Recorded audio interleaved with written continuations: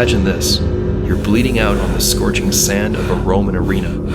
Around you, the roar of wild beasts. One lies dead at your side. Another snarls, waiting to strike. Above, tens of thousands cheer, not for you, but for your suffering. And in your final moments, when your lungs burn, when your body is breaking, you take the last of your strength to draw a cross in the sand. That is the haunting world Briton Riviere captures in his 1881 masterpiece, A Roman Holiday. This isn't just a painting of gladiators and tigers. It's a painting of faith, cruelty, spectacle, and of humanity stripped bare. Briton Riviere isn't as widely known today as some of his contemporaries, but in the late 19th century, he was admired for his ability to blend raw drama with deep moral undertones. Born in 1840 in London, Riviere had a fascination with both animals and the human condition. Many of his works show a strange empathy, not only for people in moments of vulnerability, but also for the animals often forced into violent encounters with them. By the time he painted A Roman Holiday, Riviere had already built a reputation for powerful, emotionally charged canvases, but this work stood out. Why? Because it wasn't just a gladiatorial scene, it was a condemnation of spectacle itself.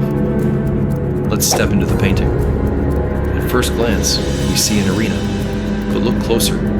It's not crowded with armor, banners, or trumpets. Riviere strips the scene bare. Just sand, stone, and three living beings locked in a moment of horror. On the left, a tiger lies sprawled, its body twisted in death. The animal's jaws are still parted, caught in the snarl of its final breath. Blood stains the sand, running dark and quiet toward the discarded helmet nearby. To the right, a young man collapses, his skin sun-darkened, his body muscular but broken.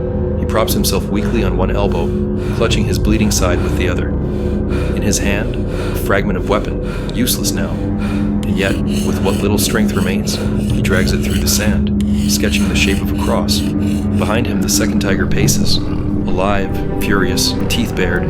Its stripes glow against the pale arena floor, a living embodiment of death closing in. And that's it. No roaring Roman crowd, no emperor, no grand display. Just one man, two beasts, and the silence of impending doom. The emptiness is intentional. Riviere makes us, the viewers, the audience. We are the Romans in the stands. The question is, do we cheer? Every detail here is loaded with meaning. The gladiator is not painted as a champion of Rome. He's painted as a Christian martyr. This subtle shift transforms the painting. Instead of a story of entertainment, it becomes one of faith and suffering. His gesture, dragging the cross into the sand, is quiet but defiant. He is dying, yes, but he is not conquered.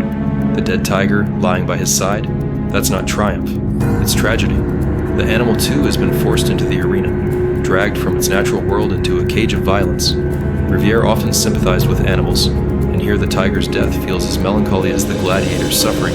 Both are victims. And the living tiger? It represents the inevitability of death. Even in his faith, the gladiator knows he cannot escape. This beast will finish what the other began. The helmet, lying discarded, symbolizes vulnerability. The man has no protection left, no weapon left. His only defense is his faith. Now let's talk about the title. A Roman Holiday. It's not cheerful, it's bitter. Riviere borrows it from Lord Byron's famous phrase, butchered to make a Roman holiday.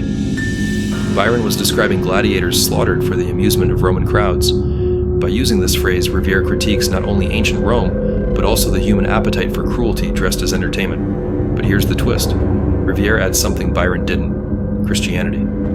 The cross in the sand shifts the painting into a meditation on spiritual endurance, martyrdom, and the futility of worldly violence. Think about what Riviere does to us as viewers. We are the crowd. We are the ones watching a man's last breath, consuming his suffering through art, just as the Romans consumed it through bloodsport. And maybe, in that uncomfortable realization, we glimpse Riviere's true message, that human beings, across centuries, haven't changed all that much. The Roman crowds who cheered the gladiators, the Victorians who gazed at Riviere's painting, and us, watching and analyzing it now, we're all spectators to someone else's suffering. But there's a crucial difference. Riviere forces us not to cheer, he forces us to feel. The martyr's broken body, the dead tiger's twisted form, the cross scrawled in desperation, it all builds into an image not of triumph, but of melancholy, waste, and faith clinging to its last breath. So what do we take away from a Roman holiday today? Maybe it's a reminder of the cruelty people can celebrate when it's dressed as entertainment. Maybe it's a meditation on faith, how, even in our most fragile, bloodied, defeated moments, we can still claim something that cannot be taken. Or maybe it's just a mirror, a painting that asks, are we any different from the Romans in the stands? Do we find meaning in suffering, or do we find spectacle? Briton Riviere doesn't give us easy answers. He gives us sand, blood, a cross, and a dying man.